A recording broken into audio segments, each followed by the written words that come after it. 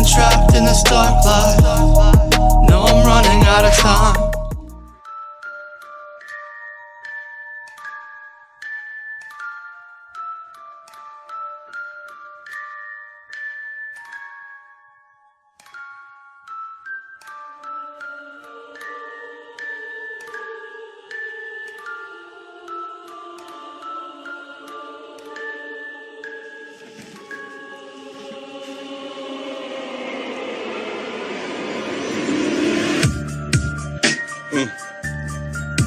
Shit.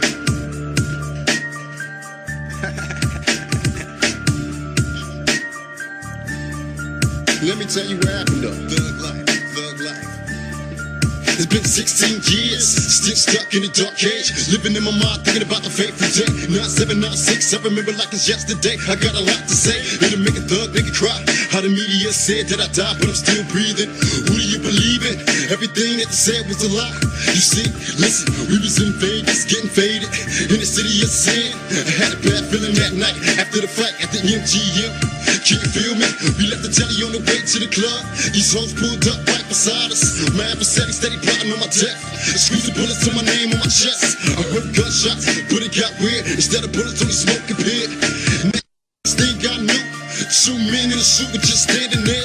They opened the doors and grabbed a nigga by his feet. Let my head hit the concrete. It was a nightmare, dragged on the street. Scars on my back, looking at the white Cadillac. Before the black bag over my head, I couldn't believe what I happened to see. A nigga who looked just like me in the passenger seat. But it can't be me, sitting there next to Suge. Another 4 shots and that can't be good. I gotta find a way, that's what I say. Next thing I know, a blow to the head.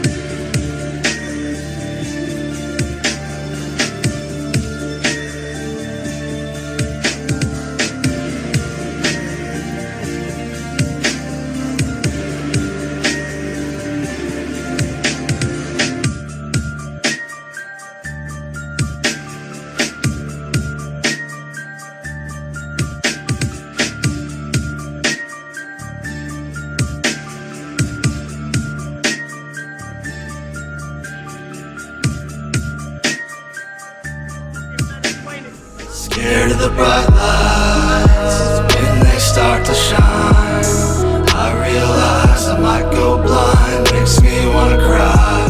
Tupac Shakur, middle name Amaru, male, sex black, same date of birth, right? So are these 2 separate prisoners, or are the 2 and 1 are the same? Suge Jr. has been posting images of Tupac posing with celebs, saying that the rapper lives in Malaysia now and the Illuminati knows all about it. For those of you who don't know me, I'm known as a man who come up with the goods concerning Tupac's escape.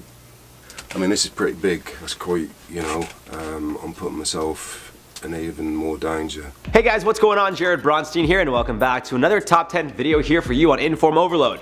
Make sure you guys are subscribed, ring that bell, and of course, let me know your thoughts in the comment section down below. Today, we're going to be covering the top 10 Tupac theories that will make you believe he's still alive. Now, I will say this list includes some pretty crazy stuff, and I'm most definitely not trying to disrespect the man by making this video. Simply just covering a story here that honestly I find pretty interesting. For those of you that are unaware, Tupac was the target of a drive-by shooting back in September of 1996. He was rushed to the hospital and unfortunately succumbed to his injuries 6 days later. Tupac's mother, Afeni Shakur, had his body cremated, or so we thought. Over the years, there have been a handful of conspiracies surrounding the whereabouts of Tupac, and we're going to be covering the most realistic 10. So starting us off at number 10, a photo showing Suge Knight in Cuba with a man who looked like Tupac, but all you can see is the back of this guy's head. However, to add to the theory, when asked about it, Suge Knight said, I quote, "Why do you think nobody has been arrested? If he was dead, they'd be arresting those dudes for murder. You know, he's somewhere smoking a Cuban cigar on an island," end quote. However, it's believed the man who actually shot at Tupac was Orlando Anderson, who died in 1998 from another gang-related shooting. It was confirmed that Anderson fired the shot that killed Tupac by Dwayne Keefe D. Davis, who admitted to a former LAPD detective he was in the car when the shooting happened, and Anderson was in fact the one to pull the trigger. At number 9, Tupac's cremation. Following Shakur's passing, his mother requested him to be cremated. Over the years, there have been a few stories as to what happened here. Tupac was a part of a group called the Outlaws, who claimed to have smoked some of his ashes in a joint, respecting his wishes in the song Black Jesus, which was released posthumously. In the song, Tupac rapped, I quote, "Created last wishes, smoke my ashes," end quote. However, Afeni Shakur, Pac's mother, claims his remains were spread over a special place in LA, and the rest were spread over her garden in Stone Mountain, Georgia. She also claimed in 2006 that her son's ashes were going to be buried in Soweto, South Africa. What's even more interesting is Suge Knight claimed the day after Tupac was cremated, he paid $3 million for the ashes. The man who allegedly cremated Tupac's body hasn't been seen since he carried out the job, and Pac's social security number wasn't registered in the official death index, so seems kinda weird. Number 8. His other stage name, Machiavelli. The story here is that Pac sometimes went by the stage name Machiavelli, which was the same name as an Italian strategist, Niccolo Machiavelli, who faked his death. To go even further with this theory, if you rearrange the letters in Machiavelli the way Pac spelt it, you get Am Alive K. As crazy as it sounds, this theory may be one of the more believable ones out there. Seems very coincidental. Number 7. Well, of course, it's going to be Pac's use of the number 7. On Tupac's album The Dawn Killuminati, The 7-Day Theory, which was released 2 months after Tupac's death, and was the only album released under his stage name Machiavelli. What's even crazier is the album cover showed Tupac hanging from a cross, representing him as Jesus. Here's where you can decide if things get too crazy or too coincidental. Tupac was shot on September 7th. He died 7 days later if you include the day he was shot on as a day, because he died on September 13th. When he died, he was 25 years old. 2 plus 5 is 7. He died exactly 7 months to the day after his biggest album, All Eyes on Me, was released, and even crazier, he died at 4:03 p.m. 4 plus 3 equals, you guessed it, 7. Also portraying himself as Jesus or a god of sort, whose day of rest was on day 7. His birthday was also June 16th, 1 plus 6, again, is 7.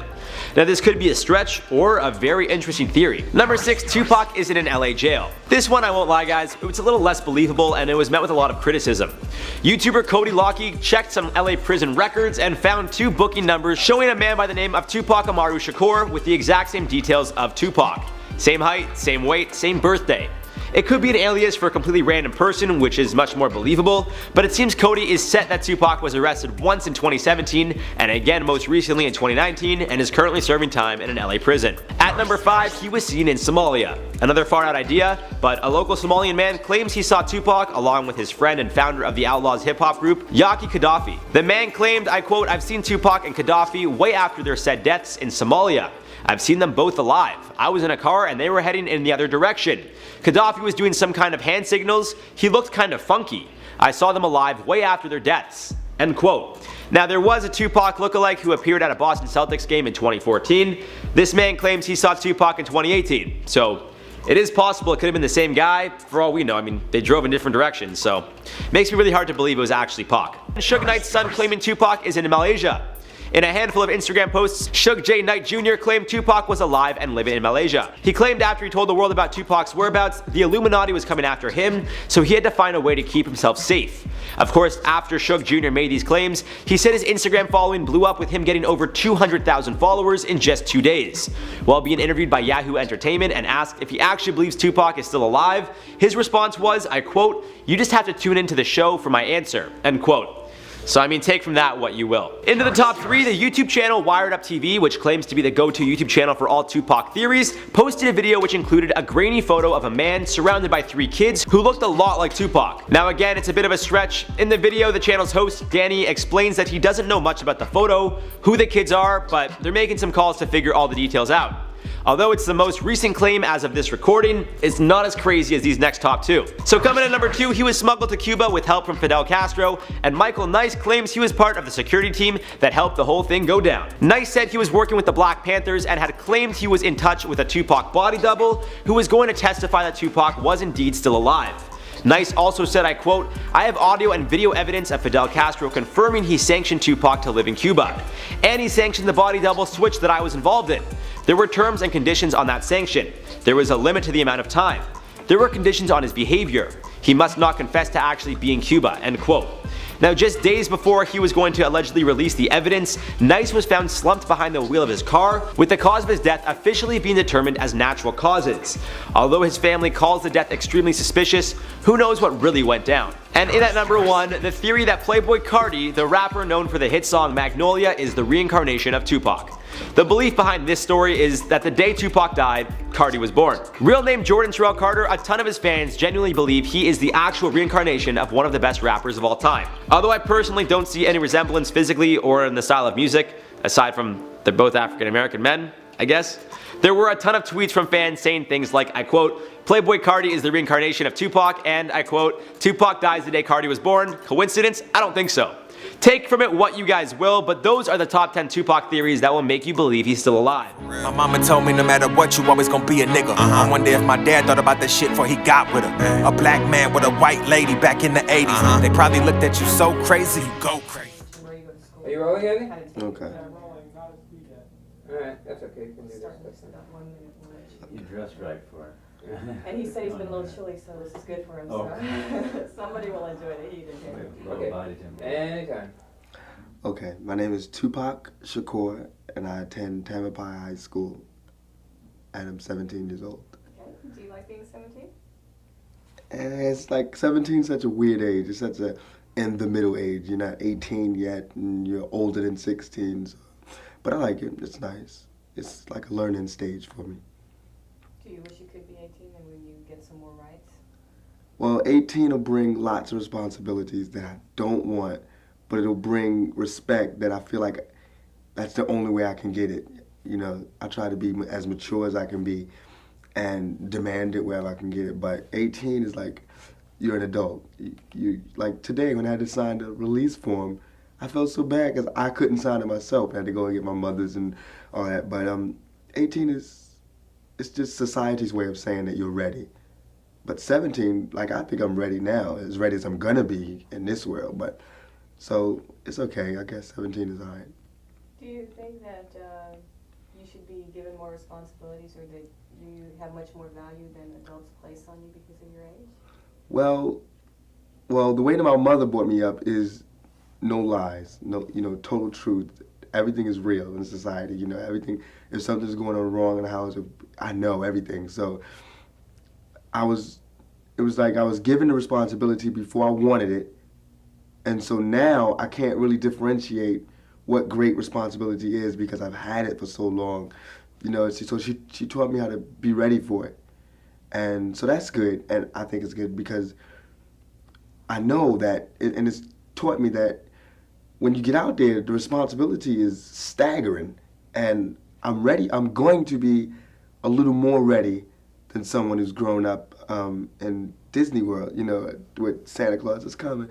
And so, I think I'm growing up good, as in all sense of the word. I think I'm growing up and learning about responsibilities and everything.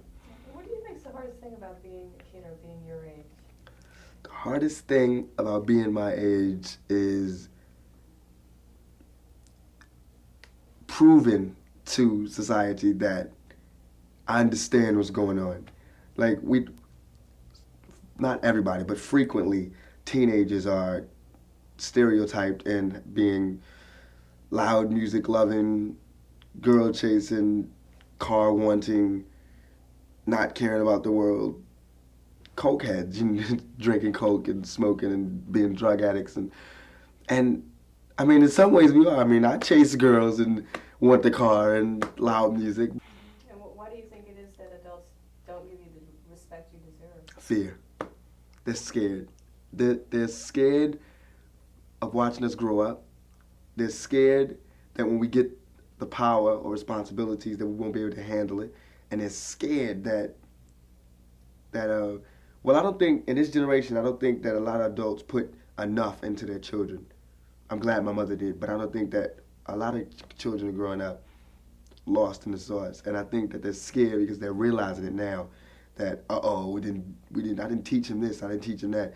Where did they learn it? Look at unsafe sex and drugs. You could tell, if you look at the statistics, they're staggering again, And so I think they're scared because they're realizing that they goofed.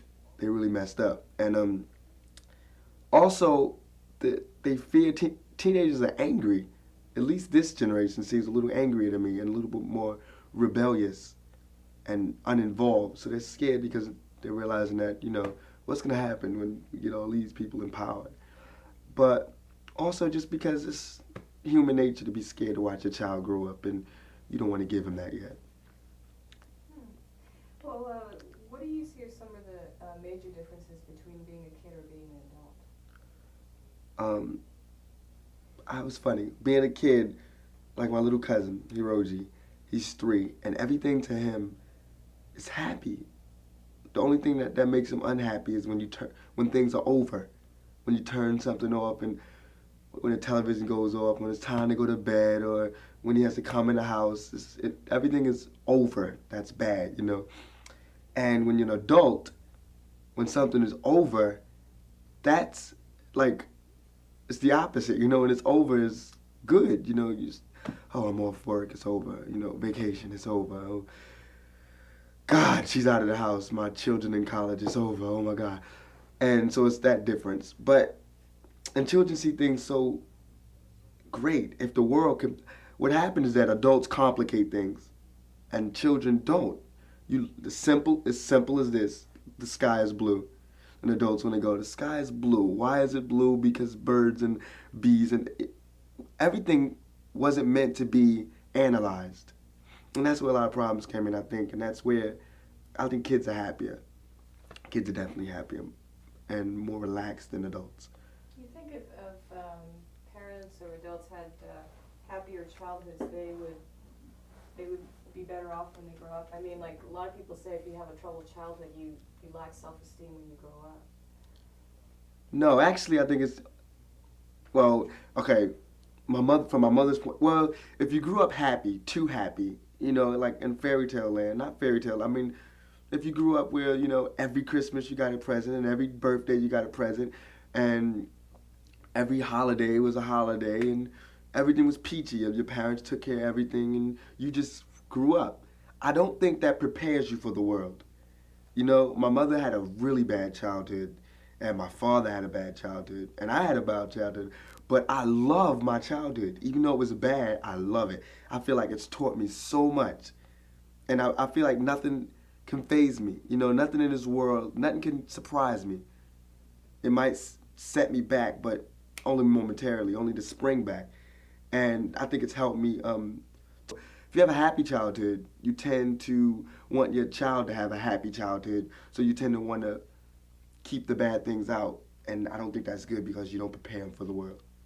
So basically, you have to be realistic with your kids. Right, you definitely have to be realistic. You should tell them. Wrong. But don't get the wrong idea. I feel like I'm being gloomy. I don't mean just be like, damn it, it's bad out there. But I mean, when the good things come, and they are going to come, and everybody knows that. Good things are going to come, and you're going to see them for yourself. You're going to see that they're good. But it's harder to see the bad things, and everybody wants to shield the bad things, and that's where it gets complicated and it gets real rotten. That's when everybody gets surprised and, oh my God, I'm committing suicide. That's too much, overwhelming. If you know about it, it won't be so overwhelming. You know, so that's what I think about that. So how do you keep so positive? You say that you had a problem childhood, but yet you seem like you've gotten above that. Is that, you know, like if you are lost in the wilderness and you have a guide, then it's not like being lost. It's like learning new things as you go through. So when you finally get through, you forgot where you were going to. You just want to talk about the path that you just went. And that's how I feel. Like life, my childhood was just totally lost at first because, okay, I got to go to the beginning. My mother was a Black Panther, and she was really involved in the movement, you know, just Black people bettering themselves and things like that. My father was a hustler, a street hustler, you know. I think he, you know, sold drugs and everything. And how did they get together is beyond me. But he just saw her as a woman doing something, and like, you know. But so my mother and father both had bad childhoods, and I never knew who my father was. I met him, but he died, and that was horrible. But got over that. My mother it's like she actually did take me through life. You know, when I discovered something, first I rebelled against her because she was in the movement and we never spent time together because she was always speaking and going to colleges and everything. And then after that was over, it was more time spent with me, and we were both just like, you're my mother, and she was like, you're my son, and what do we do? So then she was really close with me and really strict almost. But now I can see how it paid off because, like, I could talk to my mother about drugs, I could talk to my mother about sex, anything. I can ask her anything and bring it up, and she'll go, okay, well, this is, and I can say, Ma, I'm really curious about this drug. And she'll go, I did it, and this is what happened, and I don't think you should.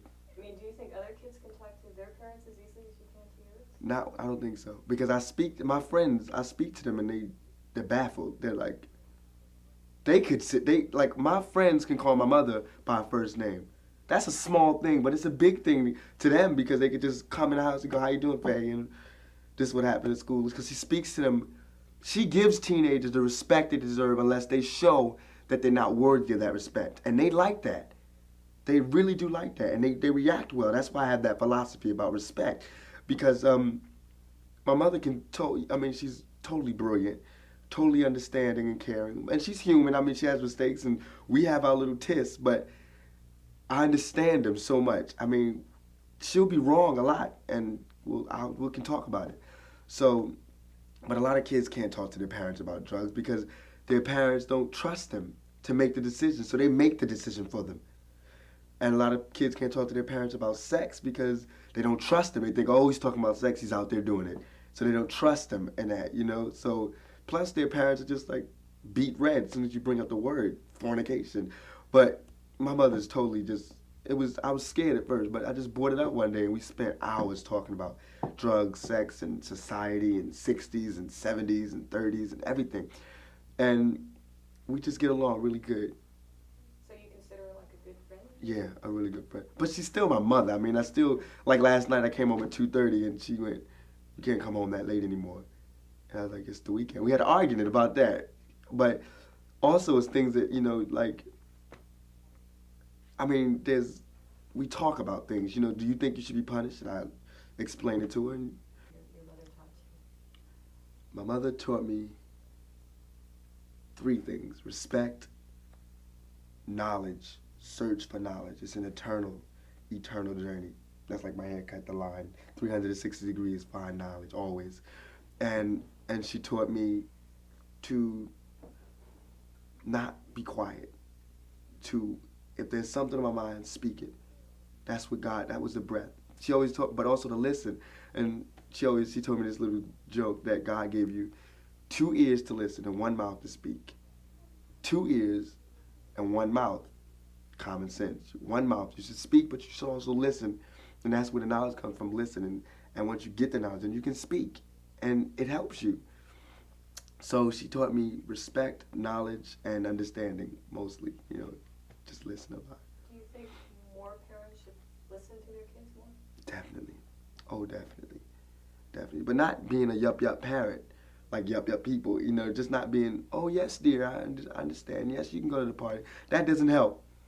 Those produce even worse kids because it produces ambitious but unready children, you know, and those where our martyrs come from, you know. So I think they should listen but analyze what they're saying.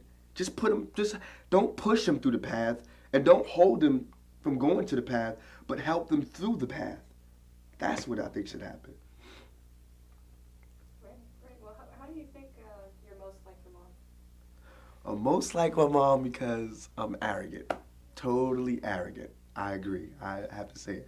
Like at work, I can't hold a job. I just quit my job today, actually, because I wanted to come and do this. And they wouldn't let me. And I felt like it was important, and it was more important than serving pizza. And we had enough people, so I felt like since I'm an actor, they should understand. They should have let me do it, but they didn't. And then I had a cold, so they were making me work in a freezer. And I'm really not one to be disrespected, and I felt like that was disrespectful because I asked to go, you know. So I quit, and he told me I couldn't quit. And that even made me hyper. I'm arrogant, so when he told me I couldn't quit and we had all these customers, I chose that time to jump on a soapbox, grab my leather jacket, light a cigarette in front of him, smoke, and leave in the middle of a rush. So that was natural. That's arrogance at the top. That's what I think I'm most like my mother. And she likes it. She'll see it in me and know it. And we clash a lot because I'm arrogant, she's arrogant. And you should see us when we get in our little attitude moods. It's like husband and wife, or it's brother and sister. But it's father, mother, and it's really father, mother, and son. She's my father and mother. So, yeah, we getting our tips and everything. But it's good. That's a great story. That's why my pizza took so long. It was you. It was me, I admit it. Okay, well, Most like unlike my mother because that's a crazy question. Well, since my mother went through the 60s and everything, she's more of a let me think about this first, then do it, because I know about how that happens. And I'm more like of if you get me hyped, I'm a dangerous weapon. If I'm hyper, I mean, even for not like violent, like, but if I'm hyper to run basketball and I have to go to work, I'll be there late. If I'm hyper to do something, I can't concentrate. And my mother can really concentrate. And like in school, as much as I talk about needing education and everything, I goof in school every year. It's just I can't help it. I like popularity and I like being around people. And I just like, talking and everything. And my mother's more of a get this done and then do that. So that's what we're not alike, and I trust people more and I'm more open. And since she's been through those things, she's more weary of trusting people, but she does trust people. But I'm just totally just like, oh, okay, you're my friend now, But we're more alike than we are unlike. That's really weird. Well, you say you goof around a lot in school. Do you feel you're learning enough, or do you feel they could be doing a better job of teaching you things? Well, I hope I don't get in trouble, but school is, I think that we got so caught up in school being a tradition that we stopped using it as a learning tool, which it should be. Like, up to this day, I mean, school should be, I think there should be a different curriculum in each and every, neighborhood, Because I'm going to Tamalpais High, and I'm learning about the basics, but they're not basic for me, And it's like, they're not, to get us ready for today's world, that's not helping. It's just what they took, so it's what we're gonna take, And that's why the streets have taught me. And but school is really important, reading, writing, arithmetic. But I think after you learn reading, writing, and arithmetic, that's it. But what they tend to do is teach you reading, writing, and arithmetic, then teach you reading and writing and arithmetic again, then again, just making it harder and harder, just to keep you busy. And that's where I think they messed up. There should be a class on drugs. It should be a class on sex education, a real sex education class, not just pictures and diaphragms and unlogical terms and things like that. There should be a drug class. There should be sex education. There should be a class on scams. There should be a class on religious cults. There should be a class on police brutality. There should be a class on apartheid. There should be a class on racism in America. There should be a class on why people are hungry, but they're not. There are classes on gym. Physical education. Let's learn volleyball. Because one day we're going to, there are classes like algebra, where I've yet to go to a store and said, can I have X, Y plus 2 and give me my Y change back, thank you. I think you could let me out. I've lived alone by myself. And the things that helped me were the things that I learned from my mother and from the streets. And reading has helped me. I mean, school has taught me reading, which is, I love. Reading, writing, and arithmetic. That's it. Like foreign languages. I think they're important, but I don't think it should be required. Because actually they should be teaching you English and then teaching you how to understand double talk, politicians double talk, not teaching you how to understand French and Spanish and German. When am I going to Germany? I can't afford to pay my rent in America. How am I going to Germany? This is what I mean by the basics and not the basics for me. And I think that it should be like college. You can go and take the classes that you want. And I think that elementary school should be that way, where they give you the classes you should take for the basics, and then junior high school and high school should be the classes that you need in order to choose your path. So do you feel like schools are not really listening to the kids' needs? Definitely not. Definitely not. It's just kind of a place where you go to, but it's become such a tradition. They're not even concerned if you're learning. It's just something you have to do. It's just a place you go during the day to keep you busy while they're at work. While they're at work, that's exactly what it is. Are you ready to work now? Are you ready to get a regular job, or do you? Yeah, I've actually been working already. I've been going to school during the day, then I work 8 hours at the pizza place, then go home. And isn't it like 40-hour week? That's what adults work, right? And that's what I'm working, 40 hours a week. I'm still not getting the respect that adults get, but I don't want to keep sounding like I'm worried about respect and fame and all of that. I'm just saying that, ancient civilizations have survived without going to schools like this. I mean, they've learned from their parents. We're not being taught to deal with the world as it is. We're being taught to deal with this fairyland, which we're not even living in anymore. And it's sad, because I'm telling you, and it should not be me telling you. It should be common knowledge. Aren't they wondering why death rates are going up and suicide is going up and drug abuse? Aren't they wondering? Don't they understand that more people are, I mean, more kids are being handed crack than they're being handed diplomas?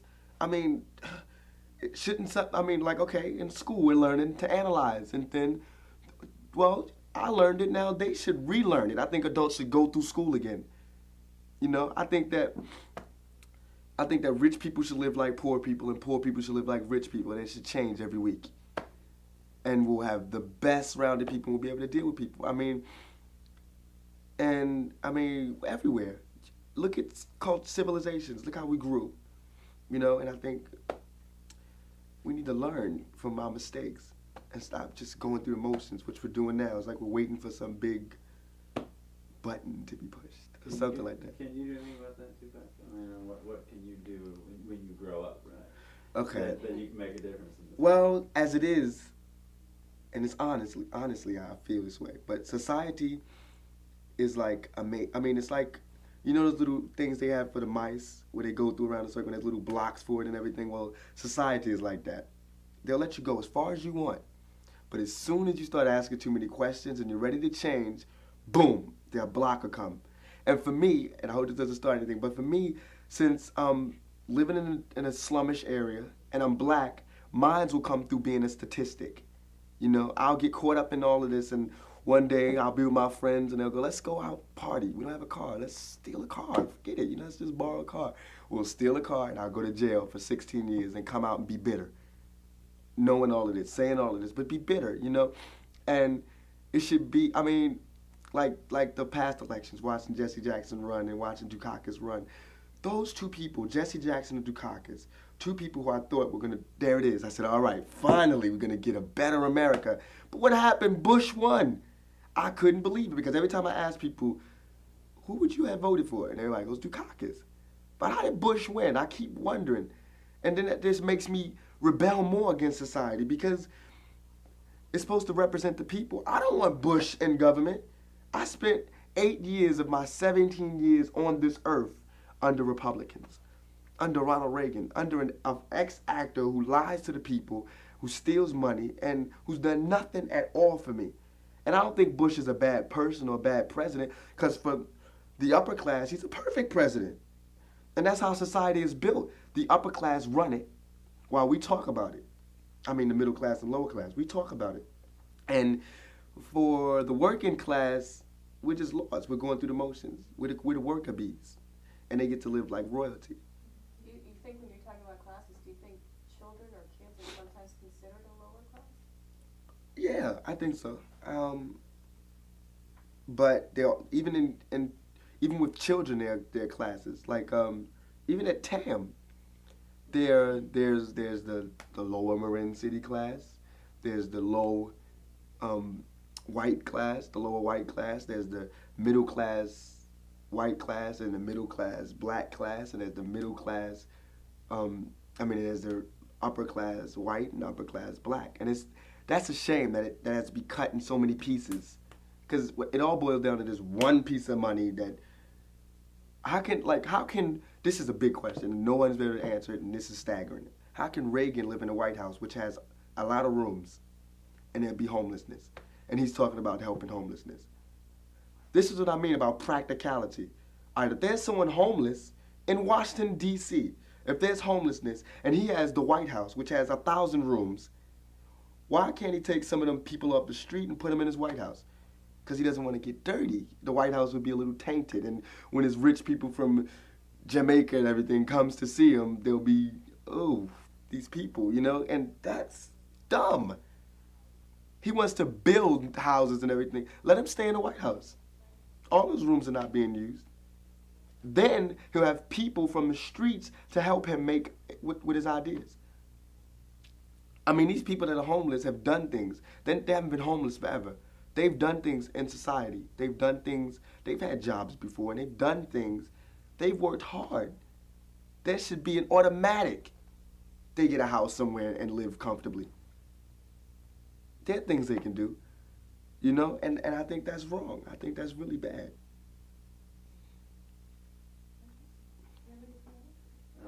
You're very interesting stuff, but you're also entertaining at the same time. Yeah, that's in fact, you're in the right field, I think. Yeah. I mean, yeah, because it's very insightful, but it's also like we're getting a kick out of What, give me you like last year you were in New York? Yeah. Where? No, last year I was in Baltimore. Year before that I was I spent 3 years in Baltimore, my high school years, going to the School of Performing Arts. Then, before that I was in New York. That's where I grew up. That was my total growing up part. We moved out of New York because because of my mother's choices, you know, and she couldn't keep her job because of her choices, because it was too much. Yeah, no, she was calm now. I mean, it was totally calm, but it was like they figured out who she was, and she couldn't keep a job. That should be illegal. So she lost her job, and of course we were like stranded in New York, and yeah, so we stranded in New York. So we moved to Baltimore, which was total ignorance town to me, because, okay, it was just like, I mean, in Baltimore, it's just ignorant. It gets me upset to talk about it. Baltimore has the highest rate of teenage pregnancy, the highest rate of AIDS within the black community, the highest rate of teens killing teens, and the highest rate of teenage suicide, and the highest rate of blacks killing blacks in Baltimore, Maryland. And this is where we chose to live. So as soon as I got there, being the person I am, I said, no, I'm changing this. So I started a Stop the Killing campaign, and safe sex campaign, and AIDS prevention campaign, and everything. And then I came back, and I felt like I did a lot of good. I did good things and everything. Came back. The second week I was in California, I got a call, and 2 of my friends were shot dead in the head. 2 of the friends that were working with me shot dead in the head. And it's just like, why try? Because this is what happens. But I still try, you know? And I came to California to escape that violence that I escaped New York for. Then I went to Baltimore, escaped Baltimore for, came to California. Come to Marin City, and there's skinheads violence. There's racial violence, which I deplore. I can't stand racism in any form, shape, or color. I can't stand it. So what I did was I talked to people and everything, and what happened was TAM is really integrated. So there was a party, and it just happened there was a white girls party, and everybody goes. It doesn't matter. And there's racism, but it's not like that. You know, we understand each other, and we're children, and we're able to talk to each other about it. So everybody went to this party, and I was working, and I was going to go to the party right after I got off work, me and my friends. So we got off work, we're on our way to the party, we're laughing and joking, just going through, and we see our friend Jonas, who's white, and he's telling us there was a fight at the party. And I was like, what happened? He said the skinheads came and called the black people niggas and made them, they said they had to leave, and of course there was fight. I was like, oh my God. So we were sitting there, they went home, we were sitting there talking and everything, and my friends just like, this couldn't happen in the 60s, you know, let's figure out what to do. And he just said, I know, we'll start the Black Panthers again. So we're starting the Black Panthers, but we're doing it more to fit our views, you know, less violent and more silent, you know, more knowledge to help. You know, what we really want to do is get the pride back in the black community, because I feel like if you can't respect yourself, then you can't respect your race, then you can't respect another's race, then you can't respect, you know, it just has to do with respect, like my mother taught me. So what we're doing is starting the Black Panthers again in Marin City, just getting first teaching pride, and then teaching education, and then we'll see where it goes from there. And also as a defense mechanism for the skinheads, because that's wrong, and I hate to feel helpless. And so skinheads hate black people, and I'm gonna be there. I have this vision of just us growing and them decreasing, because that's how knowledge works. It's contagious, you know. And so, if there was war and peace, peace wins out. So I just want to form it and let it work. And I know the skinheads are gonna go like this. So, and I want to take, you know, I just want to learn from my mistakes. And I'm talking to a lot of the ex-members of the Panthers from the 60s, and they're helping me because they're less violent. They're, you know, they've learned. So And they did a lot of good things in the past, and we can do a lot of good things. So since my mother was an ex-Panther and talking to Geronimo Pratt and a lot of ex-Minister of Defenses and everything, so we're going to do a lot of good. I feel like we're going to do a lot of good. Is there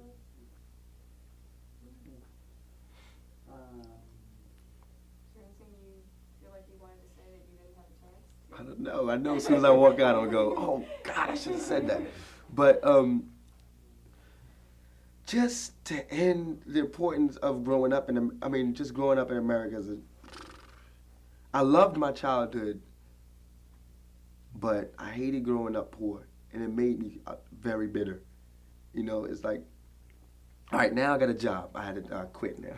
I had a job, and just today I got paid, and I have money in my pocket that I worked for, and that the greatest feeling, you know, that I worked for. I'm just getting a job, and I'm working and everything, and that feels good.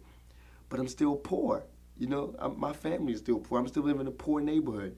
You know, I still see people poor. I still see things that, like, society this is supposed to be a melting pot, but no one's learning from the other's mistake.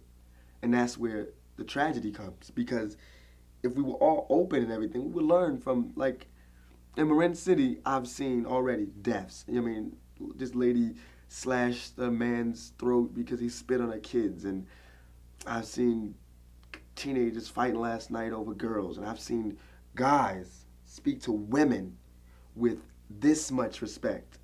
And I deplore that. My mother is just totally, I grew up, my mother raised me. So I have this much respect for women, and I fight often because of that. And it gives me a lot of friends. I mean, I get a lot of friends, but I get a lot of friends because I have respect for women, ultra respect for women. But then, like, I was liking this girl in Tam, and I'm extra nice, you know, extra gentleman. I'm extra just like, oh, you're beautiful and you deserve the best. And she told me I was too nice. I couldn't believe it. It wouldn't work because I was too nice. That was the ultimate stab in the back. So I went through a week of just going, forget it, I'm just gonna be like them. Because they seem to get the girls, and they call girls the B word, you know, and they smack and beat, and they're getting girls, and I'm going, peace, and I think you're beautiful, and they're going to me, well, I like him because he's masculine. I'm masculine. I mean, and with the guys, and like yesterday he was cursing, and I was like, don't curse, and he got mad at me because I told him not to curse. But my plan is that if I keep telling girls not to let them call you these names, and if I keep saying it, it's going to catch on. Because the girls won't allow them to be their boyfriend if they're going to speak to them like that. And they're going to want me. So in order to not get them to go with me, they're going to have to change, and that's how they change. So I'll be the scapegoat, no problem, as long as it changes. So, yeah, so I think it's going to work. I think it'll work out and everything. But I always wanted to make a book out of my life, like a fairy tale. Wow, raised by the Black Panthers and strung out. So. Yeah, I think we can stop there. Okay. Stop there, Danny? Great.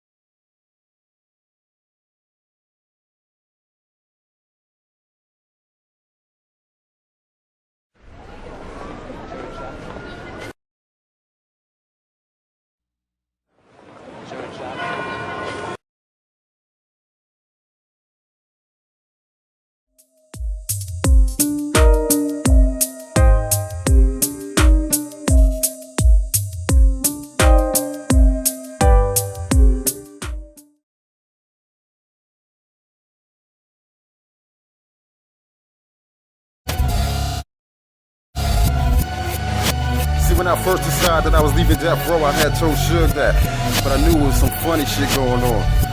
But at the same time, I just knew niggas was watching me, constantly watching me. So motherfuckers started making death threats towards my family. You know what I mean? So I just had to do what I had to do and just, you know, keep my head low and sacrificed it all.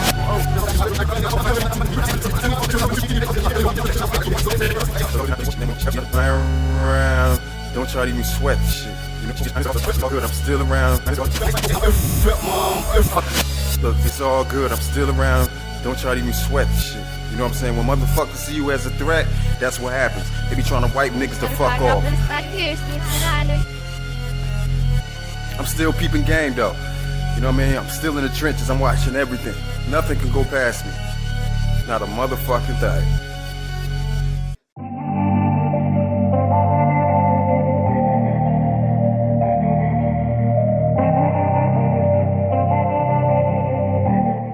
Don't lie, don't cry, come on now. The realest nigga on death row. Scarface, you know you up in this, and Richie Rich, I smell you, nigga. But everybody don't fake the funk because you know that you gotta love gangsters. Motherfucking West Side niggas. Gotta love gangsters. Gotta love gangsters. The realest. Richie Rich, the motherfucking Scarface. Gotta live gangsters. Ride how we ride. Who can we tell about our conversations? Nobody, cause these niggas always play a hate. Because we gangsters every corner that we often turn. So many niggas lost their lives, so our hearts were burned. Eternally we talking codes to get our points across. Everybody know the Don is the fucking boss. Ain't no top secrets in the desert hiding dead bodies. Keep your mouth closed and never ever tell nobody, or you'll be murdered. Get an alias, that's a smart move. So many snitches around, sometimes we off the loose. Them niggas bullshitting, breaking down under pressure. I have no choice but to take some fucking drastic measures. Throughout the world, smuggling drugs through the 50 states. And overseas, we learn the language to communicate. Stay up on game, nigga, tattletale don't last long. Just remember these rules and then you'll stand strong. We never communicate with strangers. It's the last circle. So you gotta look gangster. Gotta look gangster, cause gangster do good shit. I said you gotta look gangster, cause we don't take no bullshit. You gotta look gangster because we match for dreams. You gotta look gangster because we rock like energy rich. The realest. Nigga, you know you love gangsters. You like the way they do things. You understand me? Hello. Nigga, tweak on it. But before you speak on it, don't talk on it if you can't walk on it. It's deep, ain't it? Picasso can't paint it. I'm tough with it. These niggas pass puff with it. Choke on it. Since the realest spoke on it, I die with it. Motherfucker get high with it. I did it. He did it. Face do it. Be true to it. Many niggas new to it. It hurt, don't it? Now these square niggas want it, but can't fit it. Haha, it take a gangster to get it. You gotta look gangster, cause gangster do good shit. I said you gotta look gangster, cause we don't take no bullshit. You gotta look gangster because we match for dreams. You gotta look gangster because we rock my enemies. Tattoos cover my whole body. Alias name on the streets, they call him John Gotti. From putting in work, niggas soldiers sometimes die daily. Don't shade no tin, cause in my mind only God can save me. No bullshit, penitentiaries can't hold my pain. They often set a nigga up for their own selfish game. And that's no lie, open your eyes and peep this shit clearly. So many gangsters have died and they're misdealing. And that's for real, homie, pick them out and tell me who. I got the last circle there to love to go and do them. Forever blasting nigga, nobody knows his name, they only know his face. This is the introduction to Mr. Scarface. Gangsta love, Chevy Super Sport on dubs, Marvin deep in the club, for the homies and thugs, niggas who ride for they shit, die for they shit, smoking fry up in this bitch, down the fire on the splits. What the fuck are they yelling? Gangsta. In love with how we do that, pulling away, toting two straps, that who that, thinking they bad enough to run up on niggas who ain't giving a fuck. Nigga, what's up? You gotta look gangster, cause gangster do good shit. I said you gotta look gangster, cause we don't take no bullshit. You gotta look gangster because we match for dreams. You gotta look gangster because we rock my enemies. Motherfucking gangster, Richie Rich, motherfucking Scarface Riders, the motherfucking realest. You are the realest gangsters you motherfuckers ever heard. Realest gangsters, locking down shit from the east, west, and the motherfucking south. West, south, and the motherfucking east. Thug shit, thug shit. Gotta love gang, gotta love us. Bitch niggas run from us. Shit.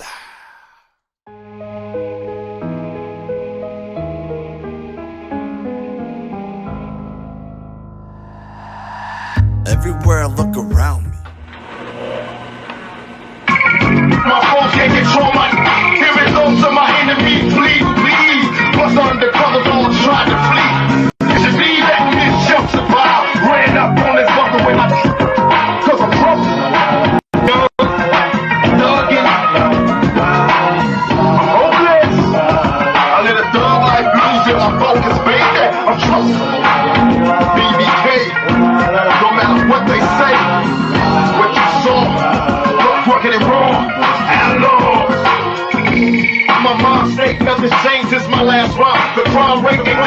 homies that call me it's like they lost their mind. Like 25 to life, never crossed their mind. Tell me young folks never learned a thing.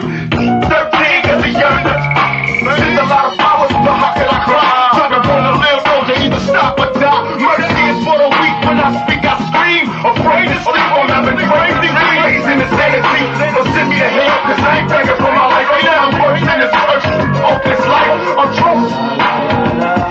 In your wildest dreams, you could've been just so like me. I'm troubled. I ain't working with feelings. My homie Napoleon said, somebody gotta explain why I ain't got nothing.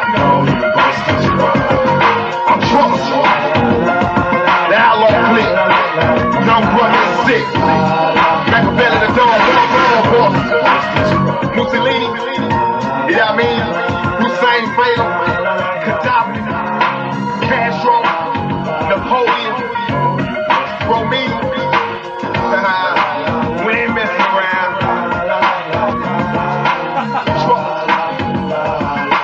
That's Crystal right there. Yeah. I'm troubled.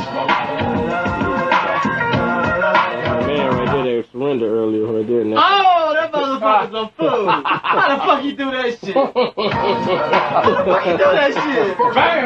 The last to dash. We all about our cash.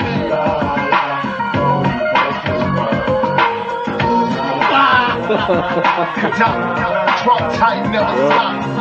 Don't ever try. They even had to tell you to get out. He got out the fucking car and got down. Mm-hmm. Okay. Okay, I know I'm pulling out. Okay. Look at him. Mm-hmm. That's another dude right there. I was about to say, I thought he was.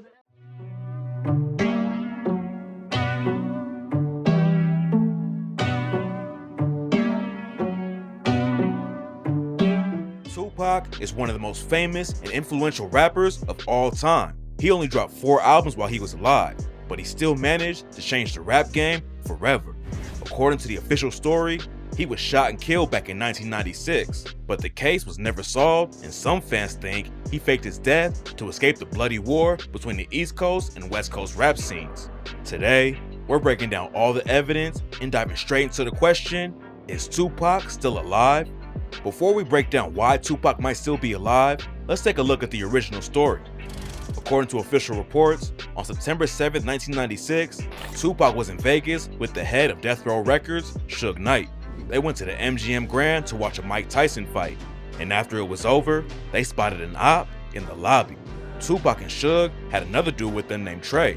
Trey saw a dude from the Southside Crips named Baby Lane in the lobby and told Pac about it. Pac walked up to the dude and asked him if he was from the South and then punched him in the face.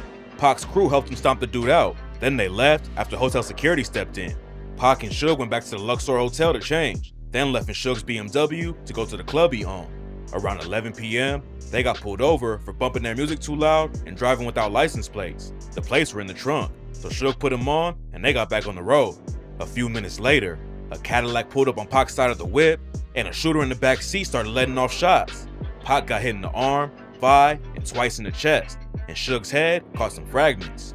Suge drove off and made it a mile away before he got pulled over again. The cops called for an ambulance as soon as they saw Pac and Suge, and both of them were rushed to a local hospital. Pac kept on trying to get out of bed, so the doctors put him into a coma to stop him from hurting himself. Dudes from Pac's crew, Outlaws, showed up to the hospital to guard him in case the ops came back to finish the job, and Suge got released the next morning. Pac stayed in the critical care unit for a week, and then on Friday, September 13th, he allegedly died from a heart attack after his right lung was taken out. The case was never solved, and a lot of people think the cops just didn't care enough to figure out who was behind the hit. Fans immediately connected Notorious B.I.G. to Pac's murder. Back in 1994, Pac was robbed and shot at a studio, and rumors were flying that Biggie was behind it. Pac had gone to the studio in Manhattan to record a guest verse, but 3 dudes ambushed him in the lobby, and he ended up getting shot 5 times and his jewelry snatched too. Biggie and his crew were in the same studio when it all went down, but Biggie said it just happened to be a coincidence that he was in the studio. He couldn't really say who really had something to do with it at the time, so he just kind of leaned the blame on me. But according to the rumors, the story doesn't end there. Ever since Pac was declared dead back in '96, theories about him being alive have been popping up all the time, and Suge Knight has said in interviews that Pac was actually doing great the last time he saw him. He said, I mean, when I left that hospital, me and Pac was laughing and joking. I don't see how someone can go from doing well to doing bad. Then in 2018, Suge's son hopped on Instagram and claimed that Pac was still alive and living in Malaysia. After his first post about it, Suge Jr. posted a screenshot of a text exchange where someone allegedly told him, "You said too much, time for you to go." Then he posted a bunch of pictures of Pac with celebrities like 50 Cent and Beyonce. Suge Jr. made it sound like somebody was after him for leaking the info. On the pic of Beyonce and Pac, he captioned it with, "He never left us.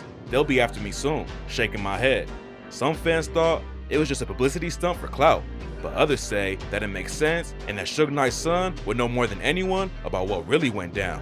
Back in 2014, Suge told TMZ, "Tupac not dead. Tupac not dead. If he was dead, they'd be arresting those dudes for murder. You know he's somewhere smoking a Cuban cigar." 6 months after the video dropped, Suge almost died when a gunman caught him at a nightclub and shot him 6 times. Knight wouldn't tell the police anything, but a lot of people think it was connected to him talking to TMZ about Pac. Suge isn't Pac's only homie who thinks he's still alive. In 2010, a rapper named Treach was interviewed before a show. Treach and Pac were tight back in the day and worked on the track 5 Deadly Venoms together. After Treach's interview was over, a cameraman put the camera on the floor, but it was still recording. You can hear the host ask Treach about Pac's death, and Treach says, "Last time I saw him, he was in Cuba, man." Pac still alive? Last time I saw him, he was in Cuba. Pac being in Cuba is probably the most popular theory. His aunt, Assata Shakur, has been living there since 1984 when she got convicted for murder in the US and had to escape. In 2018, a website called Reporters posted a photo with Pac allegedly partying with Rihanna in Cuba. Some people say the picture is fake, but a lot of fans believe it's real. The Cuba theory is so popular that Kendrick Lamar even referenced it on his Damn album. On the track Element, he says, "Mr. 1 through 5, that's the only logic. Fake my death, go to Cuba, that's the only option." Eminem rapped about it too on the D12 track Freestyle, where he said, "A lot of talk and rumors, honest. Who's the hottest? To be honest, hip-hop ain't been the same since Tupac moved to Cuba on us." In the 2000s, a site called Hollaback Exclusive posted a video that allegedly shows Tupac chilling in a parking lot in Cuba. The video starts with a dude saying, "The rumors is true. Tupac is living, yo. I just seen him in the studio, man. He just dissed." Then, the camera pans over to show a group of dudes hanging out in the parking lot. The cameraman zooms in on the dude who's allegedly Pac, but the video is too blurry to really tell what's going on. Another video from Cuba surfaced later that was allegedly shot in 2004. In the clip, Suge Knight is chopping it up with a dude who looks a lot like Pac, but you only see him from the back and the side. Suge Knight also says the situation with Pac's body was sketchy. Back in 2012, he went on a radio show and said, "Maybe the question is, Pac's not really dead. Pac's somewhere else." According to him, nobody ever saw Pac's body. He said, "Nobody seen Tupac dead. The person who supposedly cremated Tupac, the guy got about $3 million personally from me. And next thing I know, I never heard from the guy or seen him again. He retired and left." Another weird detail is that the official coroner report allegedly listed Tupac as 215 pounds. Pac was a slim dude who was only 5 feet and 9 inches tall though, and most sources say he actually weighed around 160. The coroner being off by 50 pounds is definitely suspicious, but it's not enough to prove anything concrete. A dude named Rick Boss claims Pac actually escaped from Vegas in a helicopter. According to him, Pac knew somebody was gonna try and take him out, so he used a body double to fake his death. Boss is making a movie about how he thinks it all went down, and he told a Vegas news channel the movie is about Tupac actually escaping from the University Medical Center here in Vegas and relocating to New Mexico and getting protection from the Navajo tribe. One of the wildest theories about Pac is that he planned everything that went down and left clues for his fans to find. Before he died, Pac had been going by the name Machiavelli, which was a tribute to an Italian philosopher named Niccolò Machiavelli that Pac was a fan of. He even shouted Machiavelli out on the track Trading War Stories, where he said, "Criminal ties for centuries, a legend in my own rhymes." So just whisper when they mention, "Machiavelli was my tutor, Donald Goines my father figure." 2 months after Pac allegedly died, his album, The Don Illuminati, The 7-Day Theory, dropped under the name Machiavelli. The album cover shows Tupac nailed to the cross, and instead of Suge being listed as the executive producer, it was credited to Simon. In Christianity, Simon is the first apostle to see Jesus rise from the grave. And in the video for the album's lead single, Hail Mary, Pac comes back from the dead to kill his enemies. Fans think Pac left clues behind in his lyrics too. On the track, I Ain't Hard to Find, Pac said, I heard rumors I died, murdered in cold blood, dramatized. Pictures of me in my final state, you know mama cried. But that was fiction. Some coward got the story twisted. And on the outro for the album Better Days, he keeps repeating the line, expect me like you expect Jesus to come back. I'm coming. Tupac still being alive is one of the most popular conspiracy theories in the world. Everything about the night he allegedly died is sketchy, and a lot of people who knew him think he made it out of Vegas alive. There's probably a lot of fake pictures and videos of Pac going around, but that doesn't mean he couldn't really be alive somewhere. The biggest detail in the whole case is that allegedly, nobody ever saw his body, and the coroner report sounds like it was describing a completely different person. Fans are hoping that one day, Pac will come back and drop a new record. But if he really did fake his own death to escape all the fame and drama, he'll probably stay underground and just live in peace. Met this side chick, heard she was on another level. Then on some wild shit, she turned into a fucking devil. Game of roulette, bet I'm black, better come with the kettle. Open fire, Shakur and Knight. Tupac Shakur was shot several times in the chest. Shakur was pronounced dead. Machiavellianist, Illuminati, all through your body. The blows like a 12-gauge shot it. Feel me?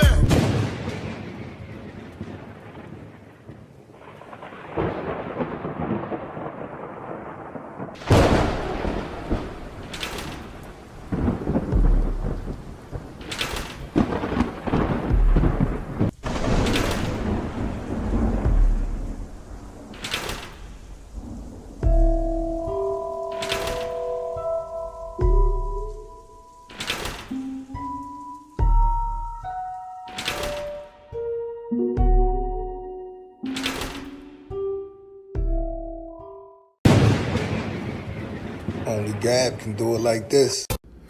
Yo, YouTube, what up? It's your homie Gab, I'm in the building. And this is Machiavelli Media. Now, initially, I only planned on doing 2 videos for this Mystery of Vegas series that I got on Tupac.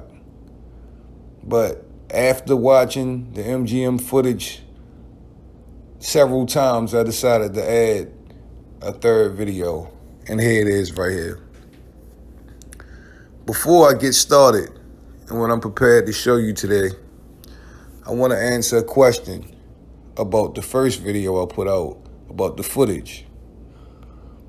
There was a lie told by the MGM staff, primarily the security. When they were questioned about what happened in Vegas by the LAPD, they claimed to talk to both parties, Orlando Anderson and I'm guessing Tupac Shakur. Because Vegas wanted to know, why did you just let them walk out? Like we clearly saw on the footage. They never spoke to Tupac, but a lie was told that yes, they had some type of conversation or, you know, some kind of reenactment with Tupac that we know didn't happen. So my question was, why did Vegas lie in the first place? But this video here, in my mind, will answer a lot of your questions concerning, did Tupac have a double that night at the MGM and why? Some people would say Tupac had a double with him because he planned on faking his death. Some people would say Tupac had a double with him because his life was in danger. And then you have people like myself that would say maybe it was both. Maybe his life was in danger and maybe he had to disappear. Who knows? But what I'm prepared to show you today is something that I believe you've never seen before. And, you know, it's right before your eyes. Now, I don't watch the other channels like that. So I don't know who may have touched on this and who didn't. But I know I never noticed it before until now. So were there body doubles for Tupac in Las Vegas? At the MGM? There's a strong possibility. But I'll go a step further. Not only was there a Tupac double at the MGM Grand that night, but there was a Suge Knight double as well. Oh yeah. Tupac and Suge had lookalikes on deck. Now, as you can see, this gentleman right here, I don't know if this is supposed to be Tupac or not. Some people say it is Tupac. Some people say this is the double right here. But this guy standing beside him is definitely a double for Suge Knight as well. You know, from a distance, dressed in the proper clothing, maybe sitting in that BMW that night. Who knows? All right? But let's focus on Tupac right now. Now, the guy right here on this photo who's got a weird angle to him, that's Tupac, right? Look at his fingers. He has a ring on his pointer finger and his middle finger, right? Now, if you look at another photo of Tupac this night, this event, he has no ring on his pointer finger, but his middle finger on down. Strange. Why would Tupac have taken his ring off and switched fingers with it? I don't know. That's just odd to me, right? Something subtle like that. But that's not what you never saw before. That's just something that I wanted to point out. You know, on this footage of Tupac walking in the MGM lobby, I don't know if any of you ever noticed this, but he walks right past his body double. Walking in the building. Now, if you look at Tupac's shirt, right? It's an orange shirt. Under different lights, it looks darker in the dark, and under bright lights, it almost looks yellow. Tupac's walking in, and that's a guy standing in the middle right with his back to Tupac. Now keep in mind, Tupac's slew-footed, Tupac smoked a cigarette, Tupac's kind of hunched over. This guy is standing right there. When Tupac walks past him, he's standing the exact same way as Tupac. Got a cigarette in his hand. He's got Tupac complete outfit on, but it looks different because of the light. He's standing in the shadow. Tupac is under the light. He's got the same chain on. You can see it's the same chain because it's hanging out. You can see the back of the chain out the back of his shirt, just like Pac's is. And when Tupac walks past him, he says something to Tupac. Tupac walks a little bit past him and then acknowledges him with some type of hand gesture. Look at it, it's right here. This is the body double. That's the exact same outfit. Shirt, pants to shoes, to the jewelry, bald head, the whole kit and caboodle. Now, I'm not telling you that Tupac is still alive. I'll be the first to tell you that. But something ain't right. Look at this.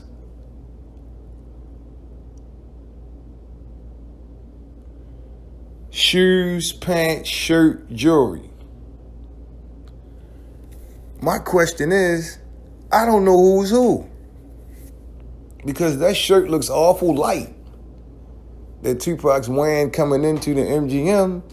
And then you see it's obviously a lot darker in different scenes of the footage. But this guy standing there is dressed to a T like Tupac. Strange. Another thing I like to point out, some young ladies posted pictures they took with Suge Knight and Tupac the night Tupac died in Vegas. On one picture, they got Suge Knight wearing the gray dress clothes that he wore inside the MGM Grand. Okay. In the other picture, they have Tupac in the green Nike jersey that he died in the BMW. Okay. The question is, when did Tupac wear the green jersey while Suge was still in the gray dress clothes? Because when they left the MGM, they both went back to the hotel room to change clothes.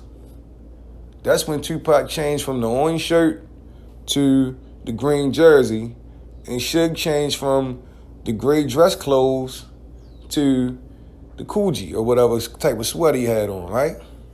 That he had on inside the BMW. But when did Pac have the green jersey on and Suge have on the gray outfit at the same time? We never saw that. We never saw that. A lot of things don't make sense in this, man. It don't. But did Tupac have a body double in Vegas? I don't know. You tell me. Get ready for part 3, y'all. The Mystery of Vegas. She devil's coming after me now. Feels like she's breathing fire out. She's a vixen, sells temptation. OMFG spells sense. No, he didn't know. Pop was straight. Did anybody block you from seeing Pop? From talking to him? But I went to the studio. Snoop was there, Daz Corp, everybody there.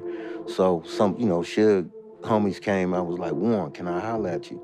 So I was like, all right, I'll be in there. I'm Prof. In this video, Warren G talks about the secret story about Pac. Catch me with my commentary at the end. I'm still chilling. So they come out again like, Warren, can Suge want to holler at you? So I'm like, shit, all right, I'm coming. Then Suge came in like, Warren, let me holler at you, man. Come on. And I was like, shit. I said to myself, let me see what the this nigga want. So I got up and then I came and I went into the room they call the Red Room. Wow. And when I came in the room, another cat, I ain't gonna say his name, he came out a door and he came to me and was like, Blood, you told these you was gonna kill me. Like saying, I'm like, I knew it was bullshit when the mother said something about some saying that I was trying to get at you. So I knew I didn't know why they was tripping, but they was tripping. So I'm like, nah, I ain't getting ready to get out. I don't get down like that. So they talking, whatever. So him and Suge started talking. So he came back like, Blood, you tried to, man, he snatched my chain. So I'm like, God damn. I had a Glock on me too. Oh my God. And I ain't gonna lie, I wanted to pull that motherfucker out and just start busting, but I had to think because it was a bunch of dudes right here outside of the door, a bunch of police that was working at the same time, around that time. And so I was in a up situation. So I had to think. So one of my homeboys, which is C-Style, he came through the door and he was like, what's going on? Why y'all tripping with Warren? So, and while he was talking to them, like, well, it was a door right here. So I opened the door. I walked through the door in the kitchen and I seen two cats I knew that was sitting right there. So I walked past, I looked at them like, these niggas tripping. So I get to the hallway. As soon as I got to the hallway, I'm walking fast. Right before I got to the door, that nigga came running. Get that Blood! Nah. And I swear to God. So I took off, boom. I got out. I got to my car. I had a big ass truck on big knobbies back then. So I got in my car and I backed up and I said, yo, boom, and I pulled off that mother. And I told my uncle, Ron G, I told Ron what happened. So Ron called in there and he told them, if my nephew don't come out that mother 15 minutes, I'm gonna blow that mother up. And he's a Navy SEAL. So he was serious. So Snoop had called me like, Warren, come get your chain. I'm like, hell no, keep it, hold it for me. And then I took off. And the crazy thing about that was just, I didn't know that Dre had left. So, oh my God. Blindside. so this was the whole, you know, so it's like, oh, that's that brother. So I'm like, damn, I thought about it. I was like, these niggas probably would have killed me if they had the chance to. Wow. You know? And it was up, and like a lot of people was claiming like, oh, I got Warren chain back. Didn't none of these motherfuckers get my chain back. C-Style. I'm not gonna lie, he was the one who caused the diversion for me to get up out of there. And when I got out of there, I got to my car, I was like, they ain't gonna never get me in another position where they can get at me like that. So that's when, you know, Tupac had called me like, Warren, I'm got the studio, can come to the studio. And I was like, he said, come to Can-Am. And that's where it happened at. And I said, no. Nigga. I said, I ain't coming up there. Pac. He said, why you ain't come? What's wrong? He said, I said, man, I'm not coming up there, Pac. I said, I'll book the studio time and then you come to the studio with me. So then I know that I got my people around just in case, so can't nothing go down. It was serious. I ain't never told nobody none of this shit. That's crazy. Yeah, but you should. They need to hear that. Yeah. Imagine something like that, them lost in history. When you reach a certain level, you gotta move in silence. You gotta move smart, cause you're gonna have a lot of enemies, man. And remember, Pac had a lot of enemies. Cause when you get rich and famous, people wanna see you down or dead. Make you dizzy, losing focus, acting dumb, but you should know this. I'm the baddest and the boldest. I ain't average, I'm the coldest. You too weak to handle me. I'm coming fully loaded. Didn't mean to make you panic. Just know I got my motive. First they sent the producer, then they sent the black dude, then they sent John, then they sent a girl. You know, it don't matter who you send, I'm not taking one. It's just, to me, it was just like an insult, you know, just to ask me that. Another thing that was written in this article was that, you know, you got on very well while you were making the movie, but then afterwards she changed her number. Is that true? Yeah, it bothered me. I mean, I probably wasn't intentional. Everybody changed their number, but I mean, it was so, I really thought I made a friend. I thought it was, I know Janet Jackson for life, you know. So the movie was always like, boo, this number has been changed. And it was like a movie. I mean, it was like the day after the movie wrapped. I did like, I said, man, niggas like, and the last day I saw him, I saw Renee and saw her boyfriend. He's like, we're gonna go play the guns with the paint guns. We'll play paint guns. All right, I'm gonna call you. All right. This number's been changed. I said, oh, okay. So it was an act. Nah, but I think that's just, you know, whatever. Poetic Justice wasn't much of a hit, but Tupac, with his intense big brown eyes and very capable acting abilities, proved he was a natural on the big screen. He went on to star in 3 more films, all of which were released after his death: the straight-to-video Bullet, the critically praised Gridlocked, and his last, Gang Related, which came out in October of 1997. When we return, we'll have more words from Tupac Shakur, including his views on the evolution of so-called gangster rap music. Don't go away.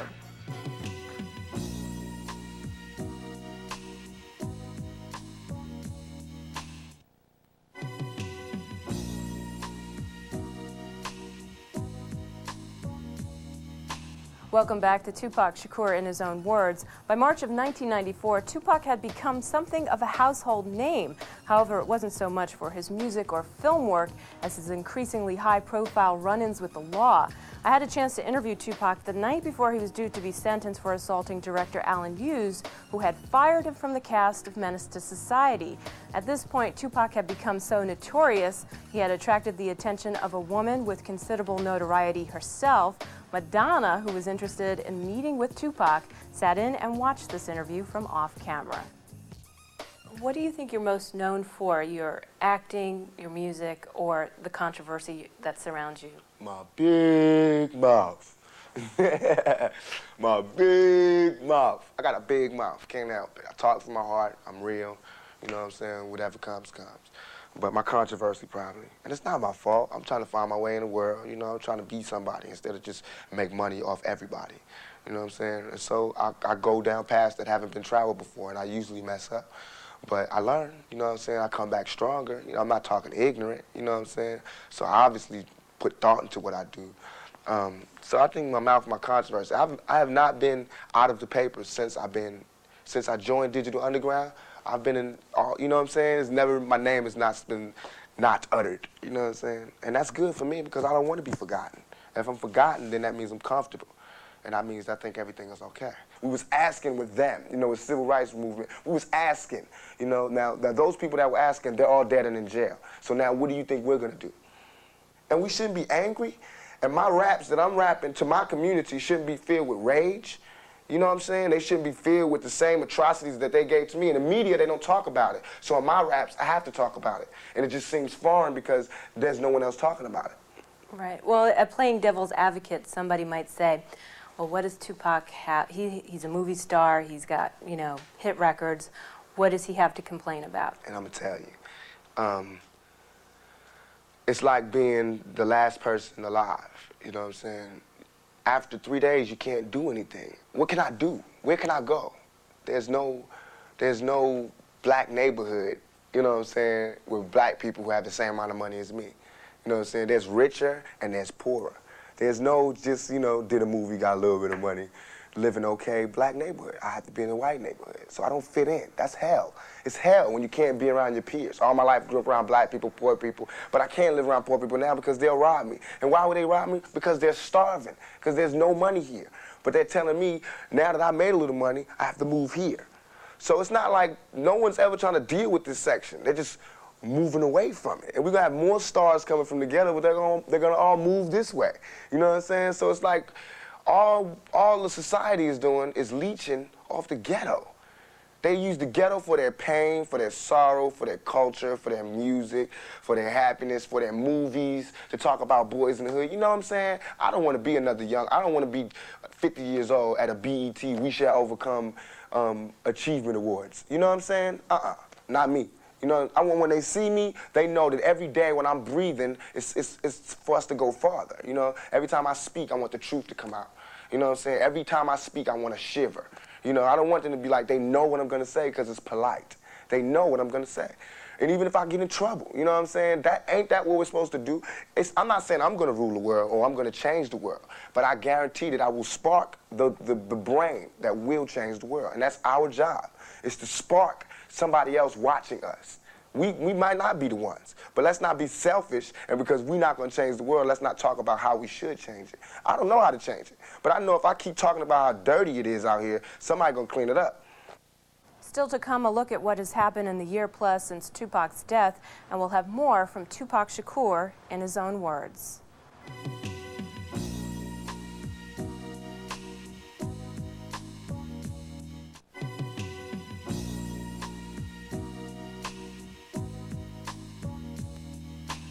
Welcome back to Tupac Shakur in his own words. It's been over a year since Tupac's murder, and the case is still unsolved with no new leads according to Las Vegas police. However, the interest in Tupac's life and work still lives on. To help put in perspective what has gone on since Tupac's murder, we spoke with a close friend of his, Tretch from Naughty by Nature. The two started hanging out back in the days when they both worked as roadies, Tretch with Queen Latifah and Tupac with Digital Underground. Here's Chris Connolly with the recap. No fairy tales for this young black male. Some see me stranded in this land of hell, jail, and crack sailing. Just keep your head up. We can feel where that man came from. His suffering and his pain is the same suffering and pain we going through. I wish I had a chance to actually meet Tupac. His music meant a lot for our people. In the years since the death of Tupac Shakur, the emotions his murder stirred up have quieted. But the debate over his legacy, who he was and who he might have become, has begun to rage. Was he a gangster who kept it real all the way to an early grave? A James Dean-style cultural rebel? Or was he, might he have become, a political voice for the dispossessed, in the tradition of Malcolm X? Only now are those questions starting to emerge, after a year in which, at least in the minds of many fans, Tupac was still very much alive. Look, y'all can watch. I feel so confident and so sure about the man that I am that you can watch me. You can watch me when I fall, when I cry, when I get shot, when I go to jail, when I die. You can watch it. Maybe it was because everyone did watch. 4 days after he died, Tupac's label, Death Row Records, released I Ain't Mad At Ya. That set the tone for a year in which release after release of Tupac's records, films, and videos showed Tupac in violent, even deadly situations, but never dealt with the reality of his brutal death. Rumors that he was still alive burgeoned in November, once fans got their hands on the cryptic notations inside the posthumously released Machiavelli album. Some even suggested that Tupac had taken the real Machiavelli's advice and faked his own death. Right now, it's like he's the Black Elvis. You know what I mean? Yo, I seen Pop. He out there. He's somewhere. I mean, you have an album with Machiavelli as at the heart of it, and Machiavelli is faking your own death, and people ascribe, rightfully so, tremendous intelligence to Tupac. But I think what they're trying to do is avoid the fact that if you deal with bullets and guns and you get brutal, you die. People in general who feel that gangster rap is dead. My album's finna show you that gangster rap is not dead, because I plan to keep it alive. 1 year ago, Death Row Records had a sound and a reputation unlike any contemporary record company, and Tupac was the label's newest and brightest star, willingly molded into the very epitome of the gangsta rapper. Without him, Snoop was again thrust to the forefront, but his long-awaited second album failed to make an impression, especially when released just a week after the hyper-vitriolic Machiavelli. A probation violation, thanks to a videotaped altercation just hours before the shooting. Federal investigators continued to probe Death Row's alleged gang ties and its illegitimate business practices, while the company's mighty stable of rappers was suddenly dwindling, turning what was once America's most profitable independent label into the music industry's most chaotic and unstable commodity in just 12 months. If I die or whatever, it can happen. If anything would have happened to me, it's about 3 albums ready. And I like that. When you think the end could be near, you're gonna want the people, you gonna want the world to know everything that you got inside. That's why he stayed in the studio. He stayed making something new, because he had so much in a little time to tell. Tupac left behind over 170 tracks and several hundred unpublished poems, but someone needs to cultivate that raw material into a legacy. With potentially lucrative tracks and substantial revenues yet to be earned from his image, there's been tremendous legal wrangling over his estate. Just 6 weeks after his death, Tupac's mother, Afeni Shakur, filed suit against Death Row Records to stop it from selling unlicensed Tupac merchandise. She would later file another suit against the label, charging that it was withholding millions in royalties from the Shakur estate. Death Row responded that Tupac actually owed the label money to repay cash advances it claimed he'd spent on cars and jewelry. Suddenly, it seemed as if everyone wanted a piece of Tupac, from his natural father, who had abandoned the family when he was 4 and now wanted half of his son's estate, to his chief cultural critic, C. Dolores Tucker, who claimed that just one reference to her in one of Tupac's songs was worth $10 million in damages. As one other rapper, Houdini said, the freaks come out at night, and in the midst of the dark night of his soul, many people have come forth to claim this legacy who honestly just don't deserve it. Essentially, we have 2 to 4 black males who are inside the vehicle, and we have no further description. The Las Vegas police investigation into Tupac's murder never got much further. In March, MTV News reported that Shakur's murder had touched off a gang war in Compton, California, and that Compton police informants had heard that Orlando Anderson, the same man who was beaten by Knight and Shakur at the MGM Grand, was the triggerman in the Shakur killing. The day after our report aired, Anderson spoke briefly to CNN. And I just want to let everybody know, you know what I'm saying, I didn't do it. Las Vegas police did briefly consider Anderson a suspect, but have since all but closed down their investigation, saying officially that they think they know who killed Tupac, but don't expect to get enough evidence to ever make an arrest. Look, they could kill somebody else, they find a person the next day. You got 2 of the biggest hip-hoppers out there, don't nobody know nothing. The March murder of the notorious B.I.G. was instantly and unavoidably compared with Tupac's murder 6 months earlier. Both were drive-by shootings after high-profile events, and both left police with few leads. Where Tupac's death sparked little public sentiment from his label mates, Biggie's friends rushed to memorialize their man in a public way. Make this record, and I wish we never had to make this video, but that's our reality. And B.I.G. will never forget you. That's how you supposed to put it down. Your homie go, you supposed to put it down for him. Keep his name on the streets. No doubt. Sadly, it took a full year for the first major dedication to Tupac to hit the airwaves.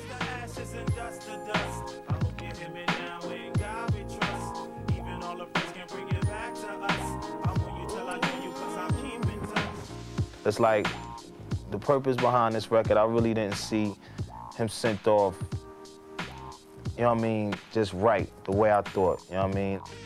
You's a wild, hungry brother who could never sit still. Said you couldn't rest till you seen a mill. Homie, I felt you. We was back and forth from borough to projects with forts. Damn, I wish they knew how much you love New York.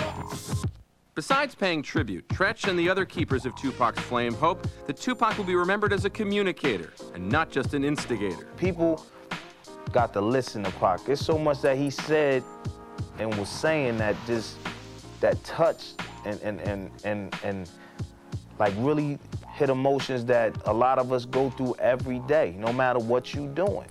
No matter what you doing. Either you thought about it and ain't know how to say it, but when you hear it from him, you like, I'm feeling that. I'm feeling that. And many people have walked away with different views on Tupac. His music and life were filled with contradictions. On one record, he would praise women, on others defame them. He would voice his concerns about crime and violence in the inner city and later release a song such as Hit 'Em Up, glorifying it. In interviews, Tupac often seemed like a misguided young man searching for a father figure he said he's never had, proving his manhood to the world through anger and violence. Along the way, Tupac touched many with his music and made a lot of friends, as well as offending and crossing others. Whether you were a fan of Tupac's or not, there is no argument he was another young life cut down way too soon. The last time we talked, you said that you were best known for your big mouth. What do you feel like you're best known for now? Taking 5 bullets. That. Surviving. I'm known as a survivor now. I hope so. For the jail thing, bullets and everything. Controversies and everything. I hope so. And I want to be in the future known as somebody, you know, I want people to be talking about me like, you know, look, remember when he was real bad? Remember when Tupac was real bad? You know what I mean? Everybody changes. Everybody becomes better people. You know, we all should get that chance. I just want my chance. We fight, please tell me why. Just treat each other right.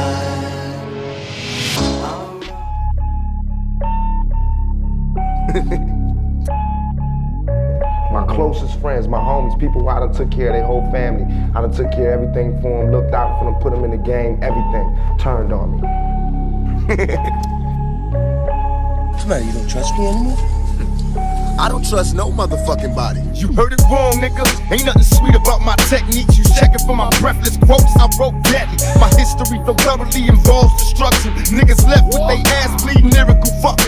Open up, burst the bus, let me see your heart. Turn the lights down, cause I might clown in the dark. When I check for the heart cement, what do we find? Niggas watching from my pockets, planting blocks on mine.